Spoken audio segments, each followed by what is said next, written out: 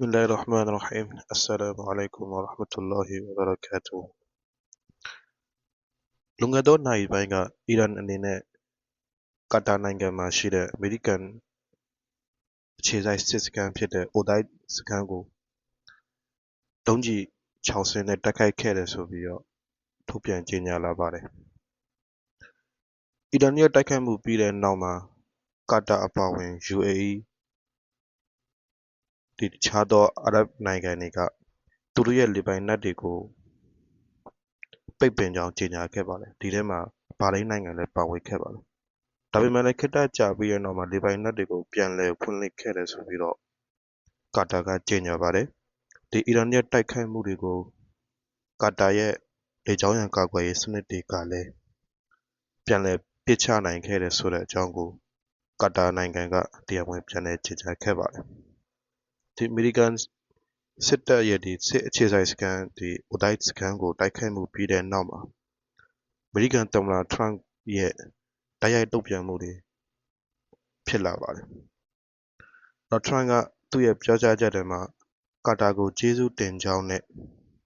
ဒီဒေသတွင်းမှာကာတာရဲ့ငြိမ်းချမ်းရေးလမ်းစဉ်ဖော်ဆောင်မှုကိုဒီကျေးဇူးတင်ကြောင်းထရန့်ကပြောတယ်။ဒီတိုက်ခိုက်မှုအတွင်းမှာအမေရိကန်နိုင်ငံသားဒါမှမဟုတ်ကာတာနိုင်ငံသားဘယ်သူကမှဒဏ်ရာရတာပဲဖြစ်ဖြစ်အသက်သေကျေပျက်စီးခဲ့တာမရှိဘူးဆိုပြီးတော့ထရန့်ကကြေညာပါတယ်။ဆက်လက်ပြီးတော့ထရန့်ကအီရန်ရဲ့တိုက်ခိုက်မှုကိုမှတ်ချက်ပေးတဲ့အနေနဲ့ဒီကာတာနိုင်ငံရဲ့စစ်အခြေစိုက်စခန်းကိုတိုက်ခိုက်ခြင်းဖြင့်အီရန်နိုင်ငံကဒီအမေရိကန်အနေနဲ့အီရန်နိုင်ငံရဲ့နျူကလ িয়ার စီမံကိန်းအဆောက်အဦတွေကိုတိုက်ခိုက်ခြင်းရဲ့အပေါ်မှာဒါဟာအီရန်ရဲ့တရားဝင်တုံ့ပြန်ချက်ဖြစ်တယ်ဆိုပြီးထရန့်ကပြောခဲ့တယ်။ဆက်လက်ပြီးတော့ဒီတုံ့ပြန်ချက်ဟာဒါတကယ်ကိုနည်းပါးတဲ့တုံ့ပြန်ချက်ပဲဖြစ်တယ်။ဒီထရန့်အနေနဲ့ဒီထက်ပိုပြီးတော့ပြင်းထန်တဲ့အရာတွေကိုမျှော်လင့်ထားပေမဲ့လည်းဒါဟာအီရန်ဘက်ကနေပြီးတော့ဒီလိုတုံ့ပြန်တိုက်ခိုက်မှုအနည်းငယ်တိုက်ခိုက်တဲ့အတွက်ထရန့်ကပြောကြားခဲ့ပါတယ်။ဒီအီရန်ကပြစ်လွှတ်ခဲ့တဲ့ဒုံးကျည်15စင်းနဲ့ဒီ13ခုကို13စင်းကိုပစ်ချနိုင်ခဲ့တယ်ဆိုပြီးထရန့်ကကြေညာတယ်။ဆက်လက်ပြီးတော့ထရန့်အနေနဲ့ဒီငြိမ်းချမ်းရေးဖော်ဆောင်ဖို့အတွက်တိုက်တွန်းပြောဆိုထားတာကိုတွေ့ရတယ်။ထရန့်နေဆက်ပြီးတော့ပြောတယ်။ဒီဒေသတွင်းမှာဆက်လက်တင်းမာမှုတွေကိုမတွေ့ကြတော့ဘူး။ဒီအီရန်အနေနဲ့ဒီအဖြစ်ခက်ရစဲခြင်းဘက်ကိုလှမ်းမယ်ဆိုရင်သူ့အနေနဲ့အစ္စရေးကိုလည်းဒီအဖြစ်ခက်ရစဲဖို့အတွက်အတိပေးမယ်ဆိုပြီးတော့ထရန့်ကဆက်ပြောတယ်။ဒီအီရန်နဲ့အစ္စရေးကြားဒီသဘောတူညီဖို့အတွက်ပြောဆိုမှုတွေဟာဖြစ်နေတယ်ဆိုတဲ့အကြောင်းကိုလည်းထရန့်ကဆက်ပြီးတော့ပြောထားတယ်။တတိယချင်းနေထိတော့